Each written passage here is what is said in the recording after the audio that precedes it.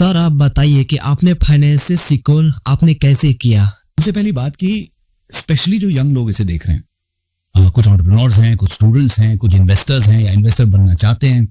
सबसे पहले न्यूज जो है ना, बहुत सारी आपकी सोर्स ऑफ न्यूज क्या है वो बहुत जरूरी है। बिकॉज आपके पास है एक लिमिटेड रिसोर्स, पैसा, और आप उसको लगा रहे हो ग्रोथ के लिए, फाइनेंशियल फ्रीडम के लिए, सिक्योरिटी के लिए। अगर आपका फॉर्मूला लोगों की कही सुनी बातों पे एक टिप मिल रही है, भाई मेरे दोस्त ने बताया, भाई ये तो डबल होने वाला है, बाद में दोस्त बोलेगा भाई मेरे भी गए तेरे भी गए, सॉरी यार, क्या हुआ फायदा, जीरो। तो ये जो शॉर्टकट वाला मेथड है ना कि 6 महीने में मैं यहां पहुंच जाऊंगा, भाई 1 साल में करोड़पति हूं, ये सब बकवास है। यू हैव टू इमेजिन कि अगर मुझे इन्वेस्टर बनना है, मुझे वेल्थ क्रिएशन करनी है, तो पहले मुझे मनी अचीव करना है, मनी के बाद में सेविंग्स अचीव करना है, सेविंग्स के बाद में वेल्थ अचीव करना है। ये मेरा 3 स्टेप फॉर्मूला मैं हमेशा लोगों को समझाता हूं। मनी मतलब आपकी एक इनकम सोर्स क्या है भाई, आप स्टडी इनकम कहीं से कमा रहे हो, आपको आपके पिताजी ने बोल दिया कि बेटा ये मैं 1 करोड़ रुपए दे रहा हूं, तुझे आगे अपना बनाना है। व्हाट इज योर सोर्स, आपको एक सोर्स डिफाइन करनी है कि मेरी एक्टिव इनकम क्या है, वो मेरा मनी सॉल्व करता है। उसके बाद मेरी savings 3 times your annual income, 1 साल की इनकम आपकी जो भी है उसको पहले 3 गुना आप सेविंग्स में रखो। ठीक, इनकम की 3 साल आपको लाइफ के जो आप कमा रहे थे उसी हिसाब से आप खर्चा कर रहे हो, होपफुली आप कमाई से ज्यादा खर्चा नहीं कर रहे हो, तो उस हिसाब से you are sorted for 3 to 5 years। अगर कुछ ऊपर नीचे हुआ लाइफ में तो वो आपका सेफ्टी नेट होना चाहिए। उसको चाहे जो टेम्पटेशन आए कि भैया ये चीज में तो 10x होने वाला, नहीं ये नहीं हाथ लगाऊंगा भैया, ये तो इसको ऐसे ही रखना है। और जैसे जैसे आपकी इनकम ग्रोथ हो रही है, जैसे जैसे आपकी लाइफस्टाइल बढ़ रही है, जैसे जैसे आपके खर्चे बढ़ रहे हैं, तो वो 3x का रेशो मेंटेन करके रखना है आपको।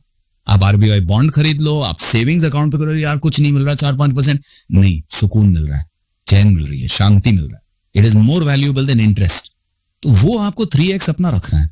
एंड फाइनली आपको आना है वेल्थ क्रिएशन पे। अब आपके पास जो सरप्लस इनकम है, ईश्वर करे आपके पास बहुत हो, बट सरप्लस इनकम जो आ रही है, जो आपके पास ये सरप्लस इनकम है, इस ग्रोथ को आपको अब एक विजन लेके चल। जैसे जैसे विवेक जी के बारे में जानेंगे, बहुत ही जीनियस आदमी है। आपको कौन सा जर्नी बहुत मुश्किल लगा, आपको बॉलीवुड की मुश्किल लगा या बिजनेस की, जरा बताइए।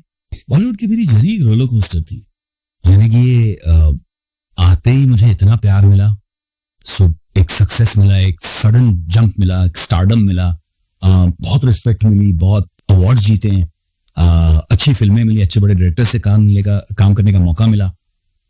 और बहुत अजीब सा सिचुएशन हुआ कि आपके प्रोफेशन से रिलेटेड, आपके प्रोफेशनल परफॉर्मेंस से रिलेटेड, आपके बॉक्स ऑफिस या एक्टिंग एबिलिटी से रिलेटेड इशू नहीं आया। आप अभी भी नॉमिनेट होते जा रहे हैं, आप अभी भी अवार्ड जीतते जा रहे हैं, लेकिन आपको काम ही मिलना बंद हो गया। और काम नहीं मिलने की वजह से बहुत सारे इश्यूज आ गए, स्ट्रेस आ गया, डिप्रेशन सा होने लग गया कि यार मुझे फिल्म दे रहे हो, मैं परफॉर्मेंस दे रहा हूँ, जैसे शूट आउट लोखंडवाला, माया भाई, इतने लोग बोलते हैं। मैंने जब shoot out the, blockbuster film, her award में नॉमिनेशन, हर जीते इतने अवार्ड्स, उसके लिए इतना प्यार मिला पब्लिक से, गणपत गाना, ये वो, मतलब ये सब एक तरफ आप एक्सपीरियंस कर रहे हो, और दूसरी तरफ आप एक्सपीरियंस कर रहे हो कि 18 महीने तक आपको कोई काम ही नहीं दे रहा है। हिट देने के बाद हम बैठे हो, आपको काम ही नहीं मिल रहा, फिल्म ही नहीं मिल रही है, आपको समझ अब मैंने क्या गलत किया भाई, काम तो दो। तो वो जो एक लॉबी का प्रेशर था, फिर उसके अलावा मेरे पास जो अंडरवर्ल्ड का प्रेशर आ गया, ऐसा प्रेशर आ गया कि मैं भी कंफ्यूज था कि मैं कैसे इसको हैंडल करूं। बिकॉज हम यार बहुत सिंपल, धार्मिक, स्पिरिचुअल, मिडिल क्लास वैल्यूज वाले फैमिलीज हैं। तो ये जो गैंगलैंड है, ये सब हम फिल्मों पे कर लेते हैं, स्क्रीन पे कर लेते हैं। रियल लाइफ में ये डील करना कि आप शूटिंग पे निकल रहे हो और आपको लग रहा है यार एम आई सेफ, मम्मी पापा सेफ है कि नहीं, बहन सेफ है कि नहीं, कुछ हो तो नहीं जाएगा, तो ऐसे में आप काम पे फोकस कैसे करोगे? आप डिसीजंस गलत लोगे, आप फिल्में गलत चुनोगे, आपकी परफॉर्मेंस खराब होगी, बस आप 24/7 you are not present, you are not free. एक आर्टिस्ट के लिए फ्रीडम बहुत जरूरी है। क्रिएटिव एक्सप्रेशन करने के लिए आप खुले मन से, खुले दिल से एक्सप्रेस करो, यू एंजॉय दैट प्रोसेस। वो हो ही नहीं रहा है, आपके अलग से बैंड बजी हुई। So I went through very very dark time and very difficult time. और कहीं ना कहीं माँ ने जो मुझे गाइड किया था कि बेटा जब अपने आंसू बंद करने हो तो दूसरों के आंसू पोंछो, निस्वार्थ भावना से सेवा करो, अपने आप दर्द दुख मिट जाएगा। और बड़ों की बात में ना बहुत विजडम है, बहुत विजडम है, किताबों में नहीं मिल सकती ये विजडम। तो जैसे जैसे मैंने अपना सोशल काम शुरू किया, ऐसे ऐसे चीजें अपने आप, संकट जो है वो हटने लगे, चीजें हटने लगी और एक स्ट्रेंथ मिली, इनर स्ट्रेंथ कि यार कोई बात नहीं, कौन मिटा सकता है अपनी बुनियाद। हम नई बुनियाद बनाएंगे, हम नई नींव रखेंगे और इसमें अपनी नई इमारत बनाएंगे।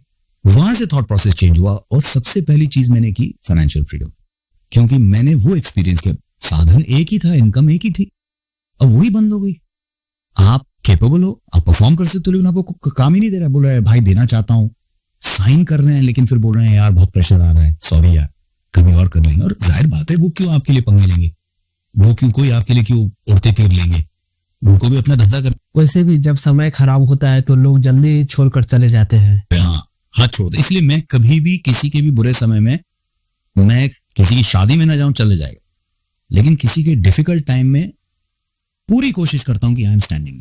तो आज सर मुझे बहुत चीज आपसे सीखने को मिला। तो आप लोग भी जिंदगी में ये सब बात फॉलो कीजिएगा और आप लाइफ में ये सब कीजिए, तो ही आप ग्रोथ कर पाएंगे। तो और ऐसे वीडियो पाने के लिए सब्सक्राइब कर लीजिए मेरे चैनल को। तो चलते फिर मिलते अगले पॉडकास्ट में। जय हिंद, वंदे मातरम।